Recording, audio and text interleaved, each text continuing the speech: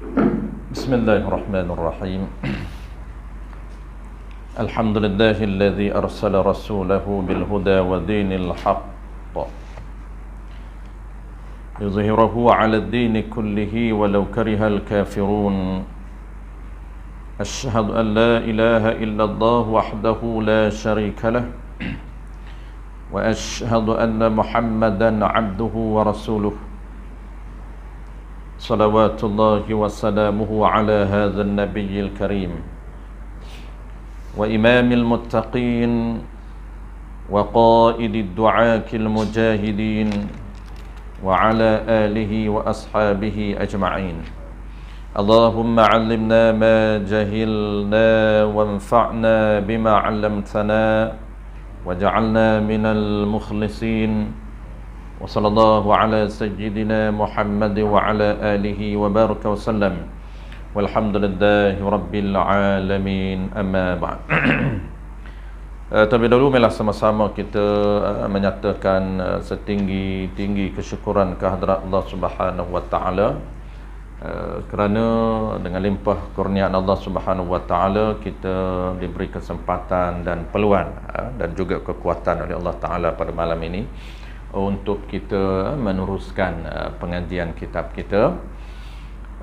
Kita masih lagi tuan-puan, kita bercuti bulan Ramadan hari itu, kita masih lagi sambung fasal yang kedua daripada tajuk yang pertama. Kitab kita ini dia ada tiga tajuk besar ataupun tiga kitab besar. Kita sedang bincang kitab yang pertama ataupun tajuk besar yang pertama, ada 7 subtopik ataupun 7 tajuk kecil. Tajuk besar pertama ini cara untuk kita membersihkan ataupun menjaga 7 anggota zahir menurut tata cara syarak. Cara kita nak jaga 7 anggota zahir menurut cara syarak. Tajuk yang kedua, ada 7 subtopik kesemuanya. Kita bincang subtopik yang kedua belum habis lagi, iaitu cara menjaga telinga.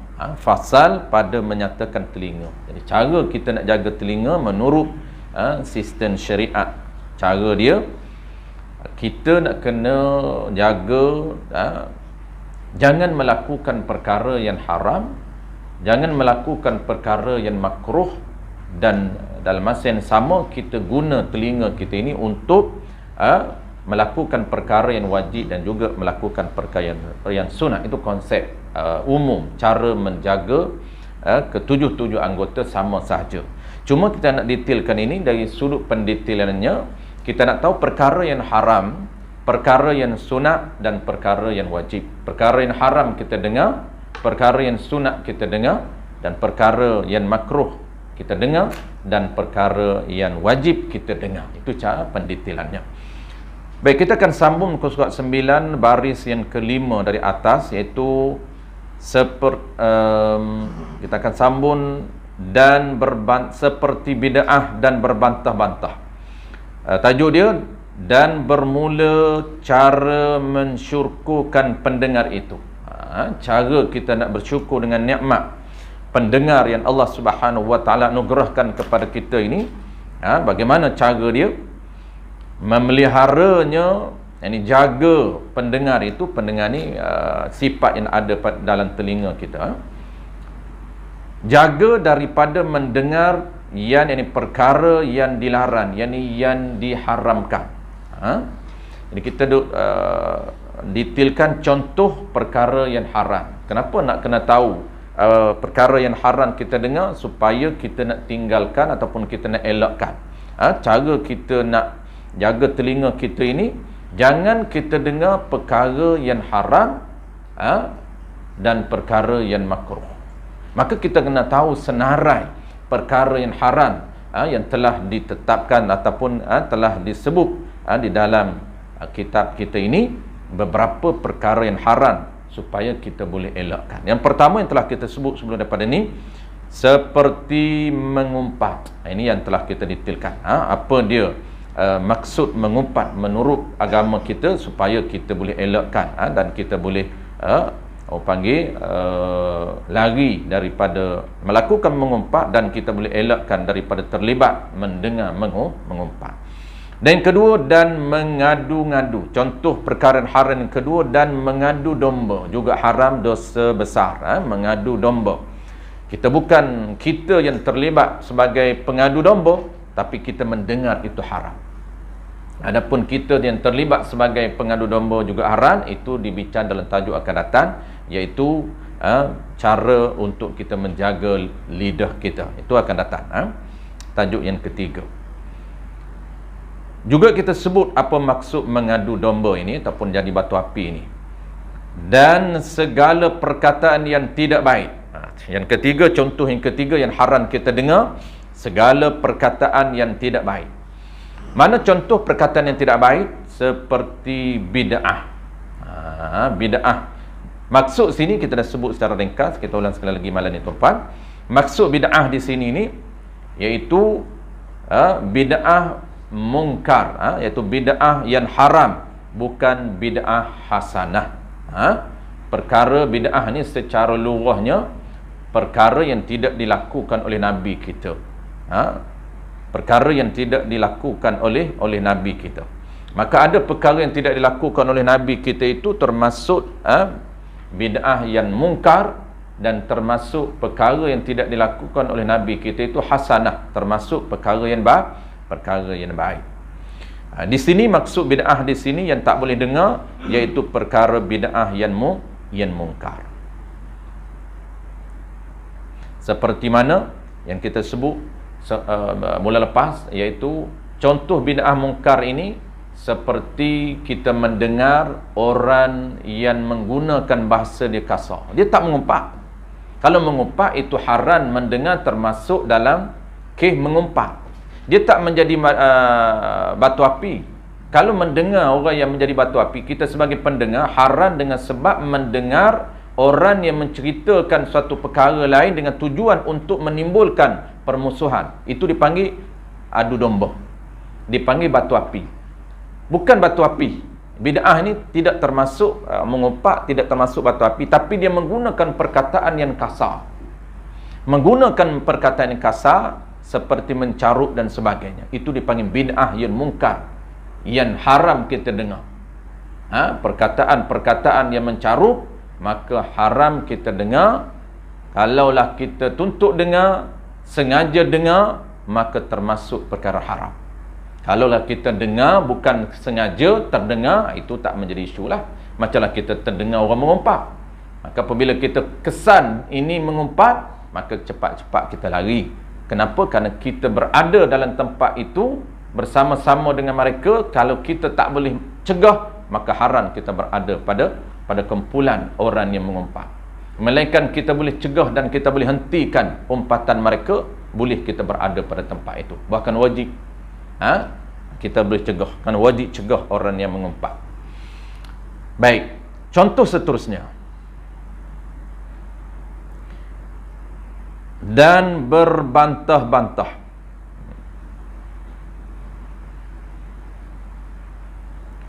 Dan berbantah-bantah juga termasuk perkara yang haram kita dengar. Apa maksud berbantah ini? Ataupun bahasa moden dipanggil berdebat. Maksud berbantah ataupun bertengkar ataupun berdebat semata-mata untuk menegakkan pendapatnya, bukan untuk mencari kebenaran. Ini dipanggil berbantah yang tidak disuruh. Adapun munazarah, berdebat yang dianjurkan, ialah berdebat ataupun dipanggil istilah di munazarah untuk mencari kebenaran. Di antara dua puak ini menganjurkan debat secara terbuka ataupun secara tertutup. Tujuan dia untuk mencari kebenaran, bukan masing-masing untuk menegakkan pendapat masing-masing. Itu tidak ada faedah kita dengar. Kita tahu dah dua kumpulan ini anjurkan debat, masing-masing untuk menegakkan pendapat masing-masing. Yang akan mencelarunya ialah pendengar. Bukan pendengar ini dia dengar, dan dua kumpulan ini masing-masing akan mencari. Kalaulah di sebelah A ini kuat pendapat dia, maka B akan dengar, B akan ambil. Kalau B ini kuat pendapat dia menurut kacamata Islam, menurut nas-nas yang jelas, kitab-kitab yang mu'tabar, maka B akan terima. Masing-masing mereka berdua ini akan menerima pendapat yang kuat. Maka neraca pertimbangan dia ialah kitab-kitab para ulama, hadis, Quran, hadis dan juga nas para ulama. Itu dia punya sumber yang akan menjadi hakim. Kalaulah berdebat seumpama itu, maka itu debat yang tidak termasuk di dalam perbuatan yang haram kita dengar. Tapi kalau kita tahu dah debat yang boleh menimbulkan persengketaan, permusuhan, masing-masing akan pegang kepada pendapat masing-masing sehingga berlakunya persengketaan di kalangan dua kumpulan, maka tidak dianjurkan. Walaupun debat dua kumpulan, tetapi mereka ini khuahnya hebat. Ini barulah kita kata debat yang sunnah. Karena munazarah dianjurkan di dalam Islam. Untuk mencari mana nas yang kuat, mana pendapat yang kuat, mana pendapat ulama yang mu'tabar untuk kita ikut. Mungkin pendapat kita pegang ini lemah, mungkin pendapat yang kawan kita ini kuat, berdasarkan nas-nas yang jelas. Itu dia punya munazarah. Baik, dan qala al-musannif rahimahullahu ta'ala, dan seperti, baik, contoh sambung balik yang keempat. Yang pertama mengumpat, yang kedua mengadu domba, yang ketiganya ialah perkataan yang tidak baik. Perkataan tak baik ada dua contoh, bid'ah dan juga berdebat. Dan yang keempat, dan seperti mendengar suara perempuan. Ini haram kita dengar. Dan muda belia, dan suara muda belia. Dua ni dia ada qaid yang haram, bukan semata-mata haram. Suara perempuan, suara muda belia ni amra. Ini istilah, ini terjemahan daripada amra. Amra ni istilah. Apa maksud amra? Lelaki yang belum balik, lelaki, budak-budak ataupun kanak-kanak lelaki yang belum balik, yang masih lagi tak tumbuh janggut, tak tumbuh misai apa lagi. Bahasa kita hari ni lah, tapi bukan tepat lah hari ni orang panggil jambu lah. Jambu ni dia bukan jambu, bukan balik dia dah, bukan kanak-kanak, dia dah balik dah. Tengok macam perempuan, bukan pondan. Tengok dia macam perempuan, kulit dia lembut, gebu, glowing kulit dia, muka dia pun dahsyat lagi pada perempuan. Orang panggil apa hari ni? Jambu. Tapi kalau amrod sebenar, dia kita kata remaja. Tapi dia tak tumbuh janggut, tak tumbuh misai. Dia kulit dia macam perempuan. Dia karakter dia bukan macam perempuan. Macam perempuan karakter itu pondan. Ni bukan pondan, ni dia panggil amrod. Orang yang kulit dia seperti perempuan. Kalau orang lelaki tengok dia ini, dia menimbulkan fitnah. Maka dua ni tuan-puan, dua contoh ini, suara perempuan dan suara amra, dia ada qaid haram mendengar. Dia bukan semata-mata suara perempuan itu haram mendengar, tidak. Dia ada qaid bahawa haram. Yang semata-mata ini mazhab kita. Mazhab kita, dia yang kata semata-mata haram melihat aurah perempuan. Itu tidak ada qaid. Qaid kepada apa tuan-puan? Qaid kepada timbul fitnah. Apabila timbul fitnah di kalangan lelaki, maka haram mendengar suara perempuan. Tetapi isu aurah tidak disyaratkan timbul fitnah. Dia panggil semata-mata haram melihat aurah perempuan. Kita tengok betih dia, kita tengok paha dia, walaupun tak timbul aurah, tak timbul fitnah, haram semata-mata melihat aurah perempuan. Apa maksud fitnah? Selalu kita sebut tuan-puan dalam kitab Al-Bajuri Ibn Qasim, jilid yang pertama dia sebut, yang kata fitnah di kalangan lelaki ini intisyaruz zakari. Apa makna intisyaruz zakari? Iaitu dia terasa dalam hati dia, dia panggil apa? Ada tarikan dalam hati dia.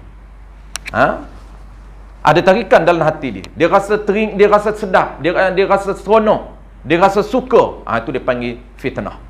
Tengok sekali dia rasa cantik, itu dia panggil tarikan. Perempuan itu menimbulkan daya tarikan kepada dia. Apa dia? Suara. Tetapi kalau melihat aurah, tak dikaitkan timbul ataupun tidak. Dia tengok perempuan, tuan-puan, kulit perempuan, ataupun dia panggil aurah perempuan, tengok betih orang perempuan, tak ada rasa apa pun dia, tak ada rasa cantik, tak ada rasa, tak ada tarikan, tetap haram. Macam kita tengok kat negro, tuan-puan, tak ada rasa apa. Macam kita tengok kat pokok kayu je. Tengok pokok kayu dengan tengok negro sama je. Adakah haram? Haram. Ini orang jadi isu, orang tak faham isu fiqh secara detail. Ada orang menghujah, tuan-puan, dia kata, ustaz, saya tengok kat orang tua tak rasa apa pun. Ni bukan negro, orang kita, orang Melayu sama kita lah. Dia kata, saya tengok kat tok ni, umur tok berapa? 60. Tok tak pakai apa pun. Pergi rumah dia, buka tudung, kemban je toknya. Kemban orang kampung. Tak ada rasa apa saya tengok kat tok. Tetap haram. Kenapa? Walaupun tua dalam mazhab kita, tetap haram semata-mata melihat aurah. Dia bukan qaid kena ada fitnah, kena muda. Kita tengok, oh cantik, barulah haram, tidak. Tetapi suara dia beza. Suara dia berbeza. Beza apa dia? Beza kalau timbul fitnah, haram. Suara apa? Suara perempuan, haram. Kita dengar nyanyian perempuan ni, tuan-tuan, tanpa muzik. Muzik ni kita akan bagi contoh, akan datang. Semata-mata mendengar nyanyian perempuan, apa hukum dia? Harus. Pada asalnya harus mendengar orang perempuan menyanyi ataupun bernasyid ataupun berqasidah ataupun dia panggil apa? Melantunkan alunan Al-Quran. Harus dengar. Harus itu selama tidak menimbulkan fitnah. Qaid. Kalaulah timbul fitnah, haram kita dengar. Kenapa? Kerana haram apabila timbul fitnah. Itu dia illatul ba'isah dia. Contoh kita dengar, kenapa dengar suara Siti Nurhaliza? Contoh sajalah. Kita dengar Siti, tak sama kita dengar lain. Kita dengar ni otak-otak lah. Hari ni orang budak-budak dia tak kenal dah. Sebut Win ke search ke dia tak kenal dah. Dia kena sebut ni TikTok. Kita pun nak sebut contoh tak reti dah. Bukan zaman kita dah, zaman TikTok ni. Nak sebut contoh-contoh penyanyi yang terkenal, kita tak tahu dah zaman ni. Kita ambil contoh Siti lah. Dia dengar Siti, dia kata kenapa dengar Siti ni sedap. Kita tanya dia, kenapa dia dengar sangat ulang lagu sama, lagu raya Siti. Dia dengar lagu raya Siti, lagu raya Sharifah Aini. Dia kata suara dia lain macam. Tak ada nak tanding penyanyi-penyanyi yang top hari ni nak tanding suara Siti dengan suara Siti Sharifah Aini, tak ada tandingan. Kita nak cerita suara boleh, nak cerita sedap. Tapi apabila kita dengar sedap, menasyikkan, haram kita dengar. Tak boleh dengar. Kenapa? Kerana timbul fitnah. Tapi kalau kita dengar semata-mata alunan saja, biasa, dengar Siti pun okey, dengar orang lain pun sama. Bukan sedap pada suara dia, tapi sedap pada seni kata dia. Itu dia panggil fitnah. Sebab itu kita dah pernah sebut sebelum daripada ni, orang tanya haram ataupun tidak kita tengok pondan dan kita pegang pondan, kita bersalan dengan pondan, berpeluk dengan pondan, kita tengok aurah dia.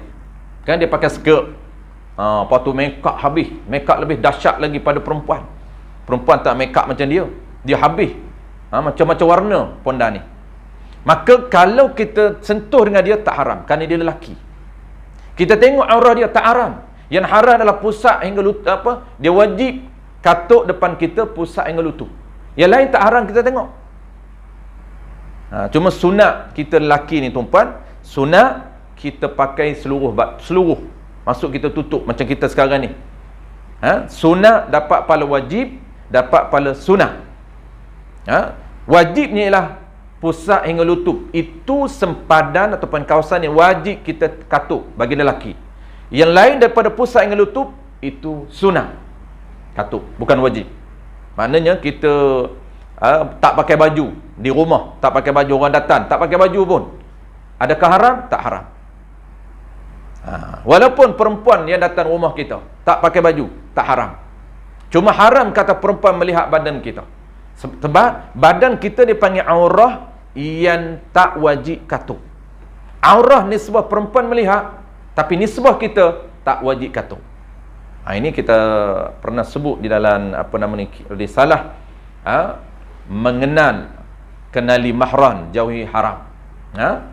Ada 4 pembahagian pembahagian aurah. Aurah lelaki ni ada 4 pembahagian dia, ataupun asal dia ada 3.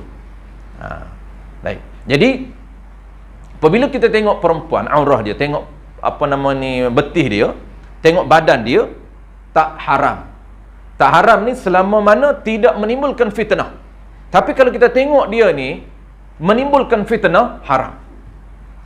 Kita tengok dia ni macam perempuan. Apabila kita tengok macam perempuan, dia ada magnet. Dia lain macam. Saya nak terjemah pun, nak cerita pun tak erti yang kata fitnah tu. Ada orang tak faham fitnah. Kita just boleh cerita intisyaruz zakar ini. Nak terjemah intisyaruz zakar ni dari sudut ketepatannya payah. Kita boleh cerita apabila kita tengok rasa lain macam. Ada magnet, ada daya tarikan. Intisyaruz zakar, makna terjemahan secara literalnya ialah naik zakar. Itu bukan orang panggil nanti naik zakar barulah haram, tak. Rasa lain macam pun dah haram lah, walaupun zakar belum naik lagi. Itu saya kata tak boleh nak terjemah secara literal. Kalau orang belajar secara terjemahan literal, dia tak belajar berguru, tuan-puan, dia akan terjemah naik zakar baru haram. Kalau setakat lain macam, tengok setakat biasa saja, tak haram. Sebenarnya jalan kepada naiknya zakar semuanya haram. Tu. Baik. Qala al-musannif rahimahullahu ta'ala. Dan seterusnya, contoh kelima. Yang kata haram mendengar suara perempuan dan suara amrah ni, jika ditakuti daripada suara itu akan fitnah. Akan fitnah. Yang kata fitnah ni apa dia? Dhabit setengah tuan guru kata fitnah ni ialah sedap mendengar suara perempuan ataupun asyik mendengar suara perempuan. Tu dia panggil fitnah.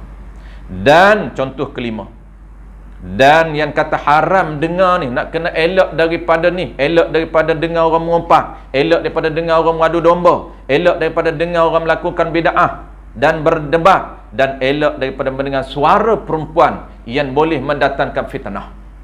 Baik, contoh yang kelima, dan seperti mendengar perkakas, dan seperti mendengar perkakas. Perkakas ni peralatan, iaitu permainan yang diharamkan. Maksud peralatan permainan ni apa dia ni? Dia panggil alatul lahwi, iaitu peralatan muzik yang diharamkan. Ni tempat ni lah berlakunya, tuan-puan, berlakunya clash dengan ulama kontemporari.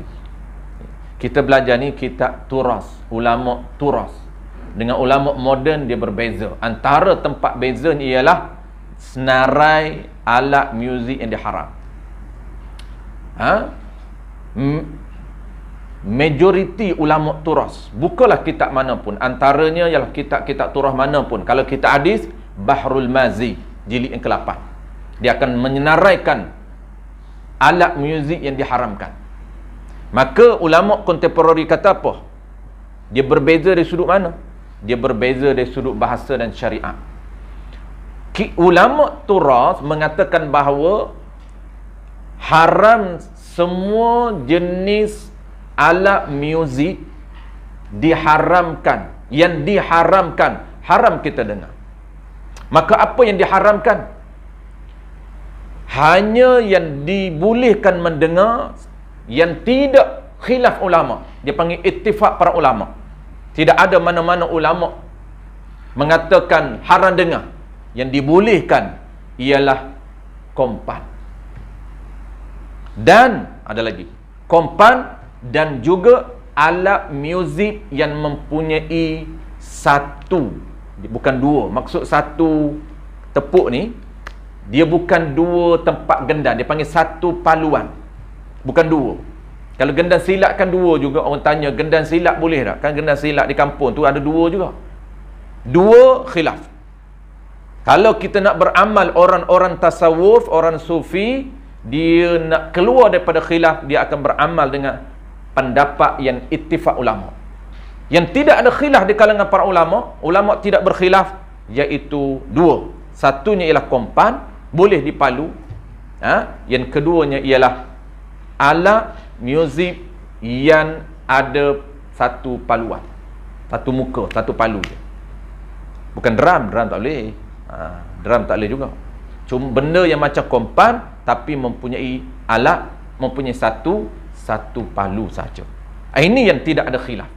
Kalau ada dua alat gendan yang ada dua tempat paluan, maka dia ada khilaf. Setengah ulama kata boleh, setengah ulama kata tak boleh. Tu.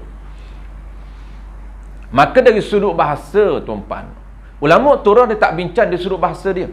Bahasanya alat muzik yang melarakan. Ini yang orang hari ni duk sebut. Dia kata boleh dengar alat muzik, gitar boleh dengar, drum boleh dengar, piano boleh dengar, selama tidak melalaikan. Apabila melalaikan sehingga lupa sembahyang, maka barulah haram alat muzik itu. Itu dari sudut bahasa. Dari sudut bahasanya, alat muzik apapun apabila dengar sehingga lalai, maka haram. Lalai daripada perintah Allah Ta'ala sehinggalah membawa kepada lupa kepada sembahyang. Apapun haram. Bukan saja kompan, bukan saja gitar. Tapi dari sudut syaraknya, kita kena tahu senarai yang kata alat yang haram. Baik. Sebab tu hari ni kalau tuan-puan biasa dengar, orang bincang pasal apa? Dia kata boleh sekiranya muzik itu boleh mengingatkan kepada Allah dan tidak lupa kepada Allah. Sebab tu orang hari ni tuan-puan dia selawat pun pakai gitar juga. Tu bahaya habis, tu jadi bid'ah tu. Nabi tak selawat pakai gitar. Dia hari ni selawat pakai gitar. Qasidah pakai gitar. Habis. Itu bid'ah yang Nabi tak buat. Orang panggil berzikir menggunakan gitar. Qasidah pakai kompan, itu Nabi tak tegah. Sebab tu ittifaq para ulama. Kenapa? Dalil dia ketika mana Nabi berhijrah, Nabi sampai di bumi Madinah, maka orang ahli Madinah nak menyatakan keseronokan, keterujaan kepada Nabi kerana dia nak lama dah mencari seorang pemimpin yang boleh menyatukan orang Madinah. Tiba-tiba Nabi setuju untuk pindah Madinah dan menjadi pemimpin di Madinah. Maka seronoknya mereka sambut dengan lagu qasidah ataupun dengan dengan kompan. Bukan saja qasidah, tetapi mereka mengalunkan qasidah disambut dengan kompan, dan Nabi tak cegah. Inilah dalil semua ulama, tidak ada mana-mana para ulama mengatakan bahawa kompan ini haram. Sebab tu dipanggil ittifaq para ulama kompan ini. Kerana digunakan untuk menyambut Nabi kita. Dan mendengar peralatan muzik yang diharamkan, mana dia? Seperti serunai, contoh serunai, dan gendan. Habis dua je dia bagi contoh, banyak lagi. Dan jangan engkau tertipu disebabkan mereka yang menghalalkan akan mendengar umpama serunai ini. Jangan kita tertipu. Ada orang yang mengatakan boleh mendengar alat muzik yang tidak ada tali. Dia kata gitar sahaja tak boleh. Ni ulama kontemporari kata gitar sahaja yang tak boleh. Tapi kalaulah alat muzik yang tidak bertali, boleh. Antaranya ialah serunai, boleh. Piano, boleh. Drum, boleh. Kenapa? Kerana itu alat muzik yang tidak bertali. Maka ulama kita, ulama turas, mengatakan jangan terperdaya dengan hujah orang mengatakan bahawa serunai ataupun gendan boleh didengar. Mana dia? Kerana perkataan ini menyalahi ia perkataan ini akan Quran dan hadis Nabi sallallahu alaihi wasallam. Banyaklah hadis Nabi, kita boleh tengok dalam Bahrul Mazid. Antaranya Nabi sebut, amarani Rabbi bimahqil ma'azifi wal mazamir. Amarani, Allah Ta'ala telah memerintahkan aku, kata Nabi, untuk apa? Untuk membinasakan ma'azifi wal mazamir, untuk menghancurkan peralatan muzik. Maka di sinilah ulama detailkan peralatan yang mana yang dimaksudkan oleh Nabi, yang Nabi diperintah oleh Allah Ta'ala. Amarani Rabbi bimahqil ma'azif wal mazamir, yang Nabi memerintahkan, Allah perintah Nabi supaya binasa dan hancurkan peralatan muzik itu. Sebab itu kita belajar dalam kitab muamalat, tuan-puan, antara syarat sah barang jualan mesti barang ada manfaat menurut syarak. Kalaulah tidak ada manfaat menurut syarak, maka tidak sah jualan. Apa contoh dia?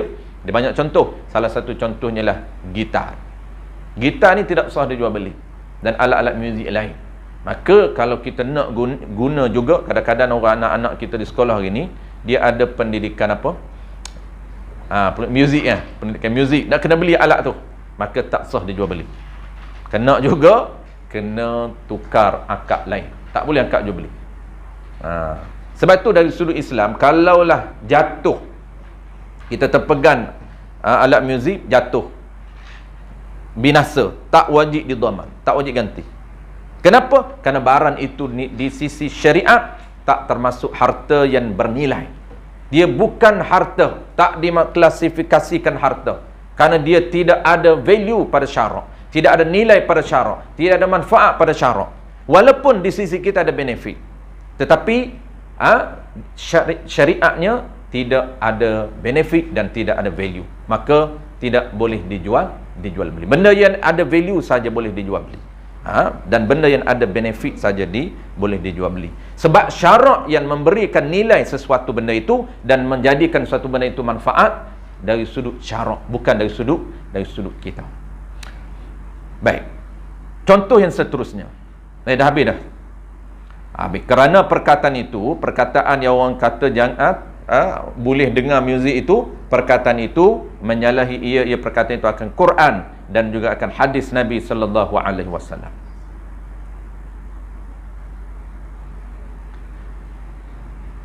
Baik, penutup kepada perenggan ni, maka lazimkan olehmu. Ni dia nak tutup sebelum nak mulakan perenggan yang baru. Maka lazimkan olehmu. Habis contoh 5 contoh perkara yang haram kita dengar. Apabila kita dah tahu perkara haram kita dengar, kita jaga jangan dengar mengumpat, adu domba, batu api, bid'ah yang mungkar, berdebat yang tidak ada faedah, mendengar suara perempuan dan suara amrak yang menimbulkan fitnah, dan mendengar suara muzik. Contoh itu, maka lazimkan olehmu memeliharanya. Jaga olehmu, lazimkan olehmu, maka wajibkan olehmu diri kita. Lazim apa? Memelihara, yakni menjaga. Macam mana menjaga? Jangan dengar perkara haram. Jaga, yakni memelihara pendengar engkau. Jaga tu, yakni jangan dengar tu daripada perkataan yang keji. Perkataan keji di sini ni perkataan haram, maksud keji ni. Jangan dengar perkataan haram. Kalaulah kita dengar, maksud mendengar di sini ni dia panggil dalam terjemah lama dia panggil tuntut dengar. Maksud tuntut dengar ni fokus dengar, bukan bukan terdengar. Kalau kita lalu ke supermarket, kita dengar orang duk sembang pasal mengumpat, duk sembang pasal keji orang, caci orang, kita dengar. Tapi bukan kita fokus, bukan sampai kita berhenti pun. Ada orang duk melawak. Melawak apa? Hari ni anak-anak muda kita, dia melawak, seronok dia melawak, dia menjatuhkan maruah kawan dia depan orang. Lepas tu dia pakat tepuk tangan, malukan kawan dia. Melawak saja sebenarnya haram tu. Walaupun melawak, kawan dia tak reda, haram. Walaupun kawan dia senyum, tapi sebenarnya kawan dia tak suka, haram. Termasuk mengumpat. Ni termasuk mengumpat yang kita tak sedar. Dia ingat mengumpat ni, melawak tu tak mengumpat. Melawat juga termasuk mengumpat kalaulah dia menjatuhkan air muka kawan dia itu, memalukan air muka kawan dia itu sehingga tersentuh hati. Maksud apa? Maksud kawan dia tak suka pun perbuatan dia, walaupun dia senyum. Jawab dia termasuk mengumpat. Jadi kita lalu ni kawan dia duduk melawak lah, kawan dia duduk kata, engkau ni muka macam apa ni Pak Segi ni, ada hati nak teka awet. Kita dengar kawan duk pakat gelak, kita lalu tepi dia dengar, itu tak termasuk mendengar yang diharamkan. Maksud mendengar ini ialah menuntut dengar ataupun fokus sehingga kita berhenti, kita pun nak tumpan seronok juga orang duk pakat menjatuhkan orang lain. Tu itu dia ada orang panggil apa tumpan, dia ada orang panggil padan masing-masing. Generasi muda ada cara dia melawak, nak aibkan orang, nak jatuhkan orang seronok. Kita sama kita mengetel, cerita pasal orang mengumpat seronok. Sebab tu tumpan, tunggu saya sebut dulu, saya ingat. Dia kata apapun profession kita, apapun bidang kita, pastikan fardu ilmu asas, pastikan settle, supaya kita boleh jadi filter. Apapun kita dengar orang ceramah, kita dengar orang mengajar, dia akan ada benda yang kadang-kadang dia tak perasan, sehingga dia mengajar, dia mengumpat orang. Ada benda yang wajib dia mengumpat. Ini kena faham ni.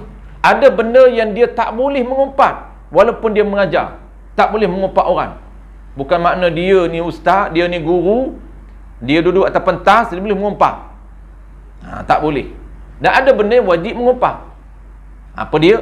Perkara-perkara yang haram orang buat, maka wajib kita kena tegur di khalayak ramai kalaulah orang buat itu secara terbuka. Ada si fulan bin si fulan, dia cerita perkara yang tak betul dengan syarak, tempat terbuka, maka kita juga wajib menegur dia tempat terbuka, supaya menyelamatkan orang daripada orang faham. Macam orang mengajar tak betul, itu kita kena tegur, dan kita kena sebut nama dia. Tapi sebut nama, sebut perkataan yang tak betul, jangan sentuh peribadi dia. Ni kita kadang-kadang tak boleh kawal emosi, sentuh peribadi. Sentuh peribadi dia. Mula nak sentuh perangai, tersebut perangai dia dah lah. Mula kita nak sentuh peribadi dia. Dan kita ni tak faham, dengar. Dah lah kita nak mengaji, dengar lah, takkan nak balik. Tu bahaya juga tuan-tuan. Apapun profession, tunggu saya sebut, mesti settle ilmu asas dulu, baru boleh berada dalam mana-mana bidang. Orang politik sama. Dia nak ceramah, kita dengar. Apabila dia tak tahu, dia sentuh karakter ataupun perangai dan sikap musuh politik dia, sehingga terlibat di dalam mengumpat. Benda yang boleh sentuh, boleh sentuh. Perkara yang dia nak bagi hujah, perkara yang dibenarkan sentuh, dia boleh sentuh. Tetapi ada benda yang termasuk mengumpat. Tak perlu sentuh body dia, karakter dia, perangai dia, attitude dia. Kita hanya cerita benda yang melibatkan kemaslahatan masyarakat, melibatkan kepentingan masyarakat. Itu saja, tanpa melodehkan perangai dia. Jangan lodehkan sikap dia, jangan sentuh kutub apa nama ni perangai dia. Ini macam-macam tuan-puan. Kita sebut botak lah. Mana tu botak tu? Tu jalan macam itik. Melenggan macam pondan je. Semua kita sentuh. Ini umpatan-umpatan haram. Bahkan jemaah juga terlibat sama mendengar. Sebab tu kita dah sebut sebelum daripada ni, apabila kita berada dalam komuniti ataupun kita berada dalam kelompok yang besar, kecil maupun besar, dengar saja orang mengumpat, wajib kita tinggalkan. Wajib kita tinggalkan majlis mengumpat, walaupun majlis itu asalnya majlis agama, majlis itu asalnya majlis syarak. Wajib. Maka kita kena tahu apa dia mengumpat. Lazimkan, mesti olehmu memelihara ini, menjaga pendengar daripada perkataan haram dan yang sia-sia. Yang sia-sia di sini tuan-puan, Sia-sia ni tak haram. Kita bertemu dalam kitab fiqh ataupun dalam kitab tasawuf, maksud perkataan yang sia-sia ini ialah perkataan yang tidak ada dosa dan tidak ada pahala. Itu dia sia-sia. Dalam fiqh, perkataan sia-sia ni tuan-puan harus, tak haram. Tetapi dalam tasawuf dia naik sedikit dia punya level dia, walaupun sia-sia, tidak ada pahala, tidak ada dosa, orang tasawuf maka dia tinggalkan. Kenapa? Dia nak upgrade dia punya kualiti, orang panggil sikap dia, supaya dia fokus kepada benda yang ada pahala saja. Benda yang tidak ada pahala, sembang 2 jam, adakah benda haram? Tidak ada benda haram. Benda yang sia-sia, maksud dia benda yang tidak mendatangkan pahala, yang merugikan umur dia, merugikan masa dia saja. Sepatut 2 jam itu boleh buat aktiviti yang menghasilkan pahala. Ni. Maka tinggalkan juga perkataan yang sia-sia. Tapi ada juga tuan-puan, kena pandai, ada juga perkataan sia-sia itu sunat.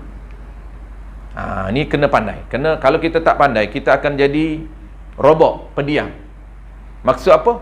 Memang kita kena pendiam. Sebab apa? Sebab kalau bercakap biar ada pahala. Ni orang tasawuf. Bercakap ada pahala. Kalau bercakap tak ada pahala, baik aku diam. Walaupun dia sebenarnya bukan orang yang pendiam. Dia ni orang ramah, tamah. Cakap tak berhenti, tak tapak kat kita. Cakap dia je bercakap. Sampai kita nak bercakap pun tak boleh. Ni terlebih.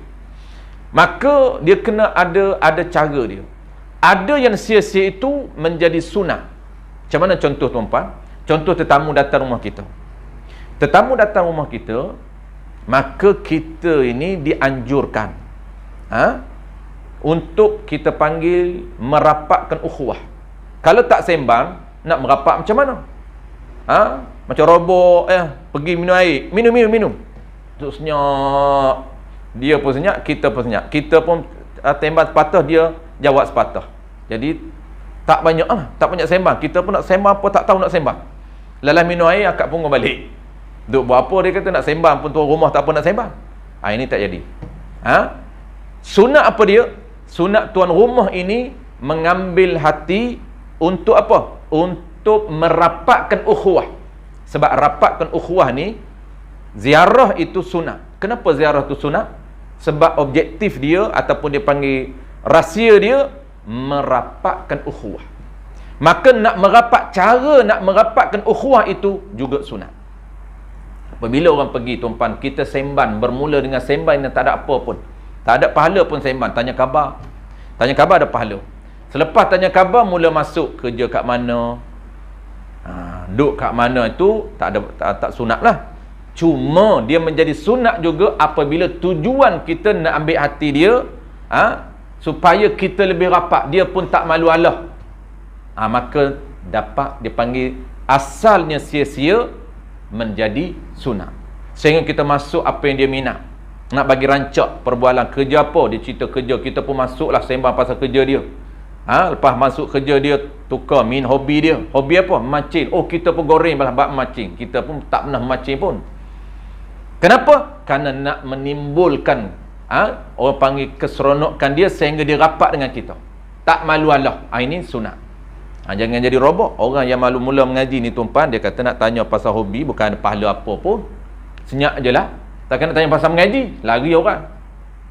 Duk main nak buka kitab awal-awal di rumah, bukan dia. Maka kena tahu cara dia. Kena fleksibel. Di sini sia-sia di sini asalnya. Tapi kalau ada tujuan kita nak merapatkan, itu sunat. Sia-sia yang ada, sia-sia yang sunat. Baik, kerana apa kita kena tinggalkan perkara haram dan perkara sia-sia ini? Kerana mereka yang menuntut dengar bersekutu ia. Kerana mereka yang menuntut dengar. Ni bukan mendengar tapi menuntut fokus. Mereka yang fokus dengar tu bersekutu, jadi berkongsi ia mereka dengan mereka yang berkata-kata. Orang yang mengumpat dengan orang yang mendengar mengumpat, sama hukum dia. Orang yang menjadi batu api dengan orang yang mendengar, sama. Hukum dia sama. Haram dosa besar orang yang mengumpat, haram dosa besar orang yang mendengar. Haram tu berkongsi pada mereka yang berkata-kata tu, berkongsi apa? Pada dosa perkataan yang haram itu.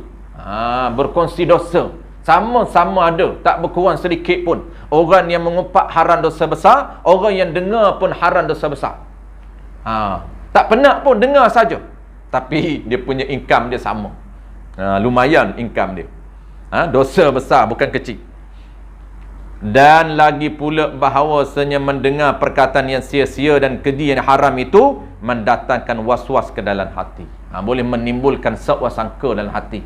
Apabila kita dengar orang dadu domba, tuan-puan, apa perasaan kita? Datang Tok Bilal cerita pada pengerusi pasal Tok Siok. Oh, Tok Siok begini. Dia cerita kat pengerusi itu untuk apa? Untuk timbulkan perseketaan di antara pengerusi dengan Tok Bilal. Maka kita orang tengah ni mendengar, apa perasaan kita? Perasaan kita pun percaya. Kalau tak percaya memang kita kena tegur. Kita kata betul ke tak ni? Bukan macam tu yang saya kena. Tu lain. Ni kita pendengar dan kita pun percaya. Apabila kita percaya, tuan-puan, dia akan memendam. Kita menyimpan, seolah-olah menyimpan rahsia. Apabila tengok saja apa Tok Siok, kita ingat balik perkataan mereka berdua ni, cerita pasal dia. Betul sungguh dia ni perangai macam ni. Nampak tak? Sedangkan tak betul pun. Tapi kita ni percaya.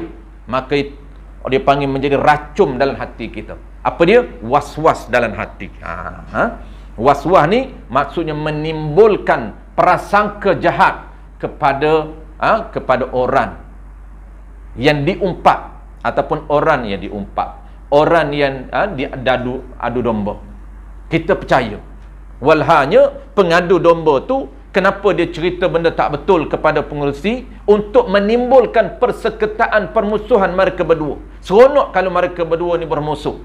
Orang tengah ni, pengadu domba, dia nak melihat keseronokan, happy dia kalau mereka berdua ni tak ngam. Itu tentu, itu dosa besar.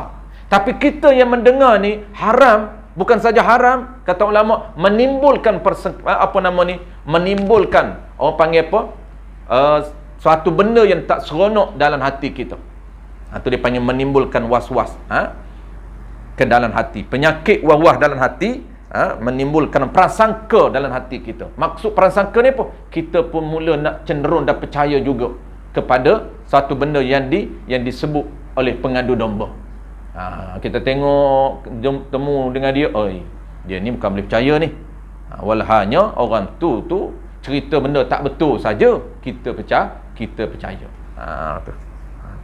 Ni ramailah tuan-puan, perosok kita. Sebab tu kita ni tuan-puan, dan masyarakat hari ni, kita nak percaya suatu benda, jangan kita percaya bulat-bulat.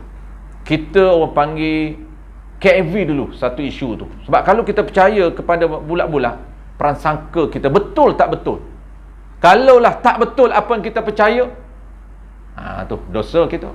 Duk sangka berhak kepada orang. Contoh orang tuduh pula, kita tak tengok pun dia buat benda macam ni. Orang tuduh benda ni, orang tuduh pencuri dia peragu, dia pencuri. Kita bukan nak membela pencuri, tidak.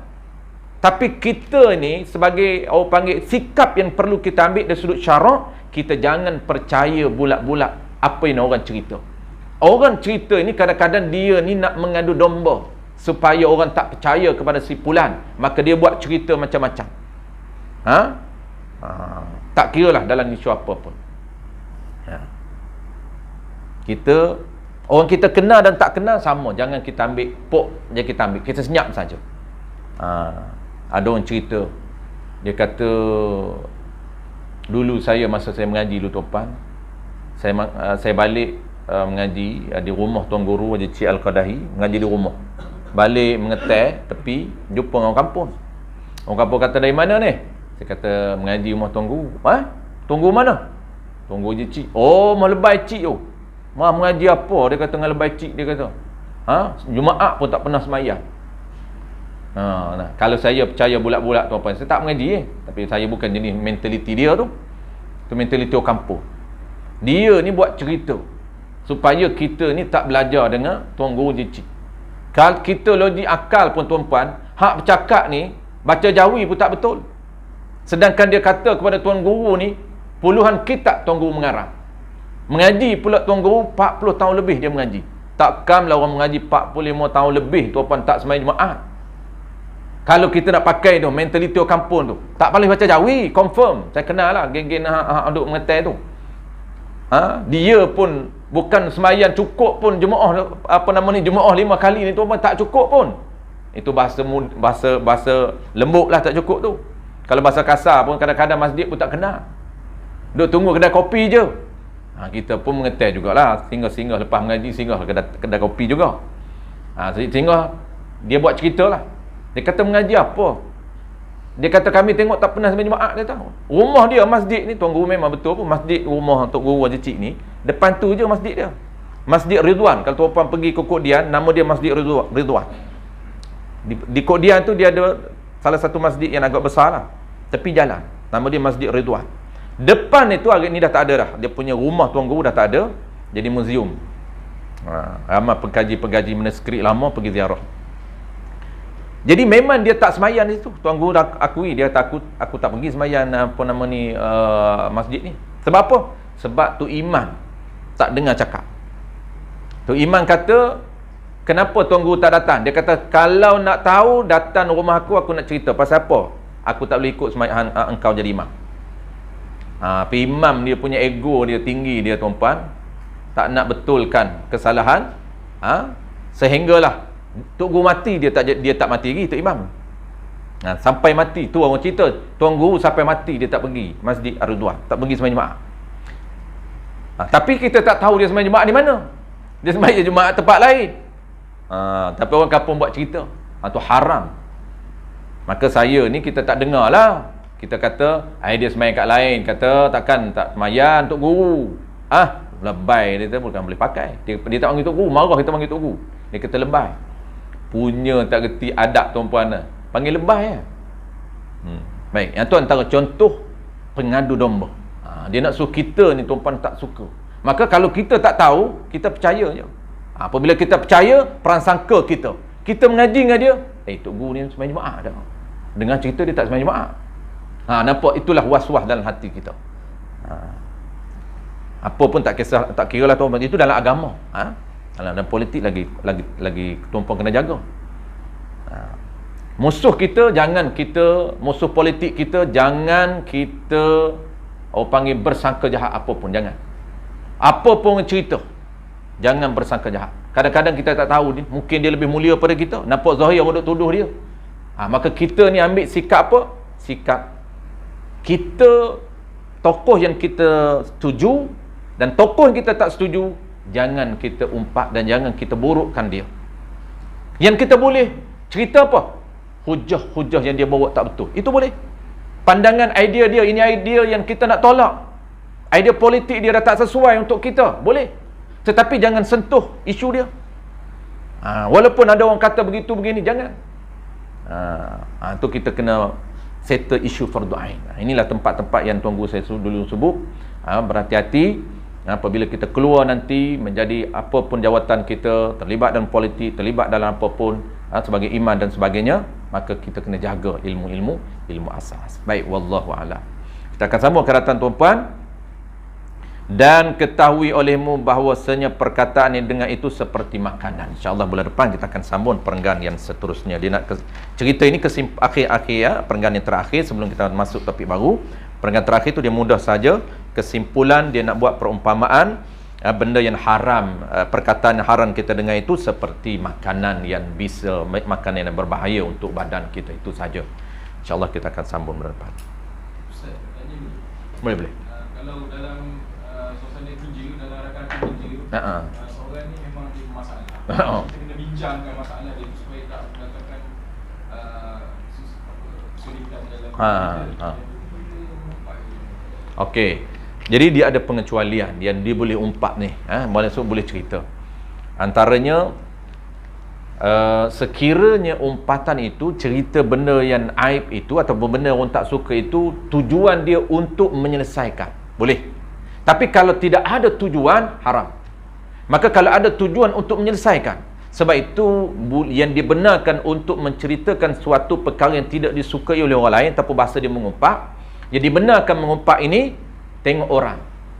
Kalau dia nak umpat itu orang yang boleh menyelesaikan masalah, boleh umpat. Macam kepada qadi, kepada imam, kepada hakim. ataupun kepada motivasi orang yang dia percaya boleh settle masalah dia nak cerita. Dia kata suami saya begini. Asal dia haram cerita. Walaupun betul, iyalah memang betul lah mengumpat. Tak betul panggil kadzab pun. Suami dia tak buat pun dia cerita, itu kadzab. Kadzab ni mana? Mendusta. Betul dia cerita pada kita. Kita boleh tak nak atasi? Ya, antara orang yang boleh menyelesaikan masalah. Maka tak termasuk mengumpat yang haram. Dia panggil mengumpat yang dibolehkan. Satu lagi tuan-puan, mengumpat yang dibolehkan ni, dia melakukan secara terbuka keaiban dia. Walaupun kita sebut dia tak suka, tapi benda yang dia buat itu dia buat secara terbuka. Keaiban itu maksudnya perkara yang haram itu. Asalnya perkara haram pun tak boleh dedah secara terbuka. Yang boleh dedah ni sekiranya kita ni orang yang boleh menyelesaikan. Contohlah dia duduk berdua-duaan. Dia jiran kita. Kita duk cerita merata. Oh, jiran aku ni tiap malam aku tengok bawa lelaki berbeza-beza. Apa tujuan kita cerita? Tak ada tujuan pun. Nak cerita bahawa perangai dia ni teruk. Itu saja. Tak boleh. Maka kita kena umpat kepada orang yang boleh memberhentikan perkara mungkar. Umpat kepada iman, boleh. Impak kepada pihak Tok Mulu ke contoh, ketua komuniti ke. Kenapa? Kerana mereka ni ada power boleh hentikan maksiat. Itu boleh umpat. Kalau saja nak bawa jaja cerita jumpa kawan ni, cerita jiran dia buruk, cerita kawan ni cerita buruk, tak boleh. Melainkan yang bolehnya tuan-puan, dia buat secara terbuka. Itu umpatan yang dibenarkan. Contohnya dia buat perkara, kita kata apa? Contoh, ni jiran aku merata pergi, tak pakai free hair je. Dedah aurat merata-rata. Jangan sentuh badan dia. Kita umum cerita perkara mungkar dia, dibenarkan. Kenapa? Kerana dia buat secara terbuka. Tapi kalau dia khalwat, bawa lelaki masuk rumah dia, dia buat pun secara sembunyi, kita duk jaja cerita tak ada tujuan, haram. Senyap ataupun kita pergi cerita senyap-senyap kepada pihak yang bertanggungjawab. Cerita pada imam, Tok Man, saya dah tengok banyak kali dah, agak tak berapa nak elok jiran saya. Bolehlah imam pun cuba pergi jumpa. Itu je kita cerita. Jangan jaja cerita pada orang yang tak bertanggungjawab. Begitu juga tuan-puan, orang office mate ni banyak kalau kita tak tahu, kadang-kadang dia cerita ni untuk melepaskan, nak release tension saja, nak bagi hilang stres. Duk lepas kat kawan dia. Kawan dia tu jah pendengar setia. Dia kata, terima kasihlah setia dengar. Aku ni nak cari orang yang boleh dengar je. Kalau kat rumah duk sembang dengan dinding, bukan jadi apa dinding, lepas tu sembang meletih je kerja. Kenapa? Dia cerita masalah dia. Cerita masalah dia apa? Kalau masalah diri dia saja tak libat dengan orang, tak apa. Ceritalah 2 jam pun, tak ada masalah apa. Tapi melibatkan orang, cerita pasal anak dia begini, perangai anak dia, perangai anak sulung begini, perangai anak kedua begini. Walaupun anak tak boleh cerita keburukan anak, perangai anak kita tak boleh cerita pada orang. Perangai suami sama. Lepas anak dia kita, suami pula tu yang tekanan sangat saya ni, dah perangai anak begini dah, suami pula teruk. Dia cerita teruk, senarailah teruk suami dia A, B, C. Maka yang dengar tu sekadar untuk nak hilangkan, orang panggil stres, tak boleh. Cerita diri dia boleh, tekanan begini. Pasal apa tekanan ni? Suami, kawan nak korek lah, kawan nak sungguh pak. Korek lah, kenapa ni? Family okey dah. Okey, walau tak okey pun. Dia nak tutup, kena tutup. Tak boleh. Kena tutup aib diri kita, kena tutup.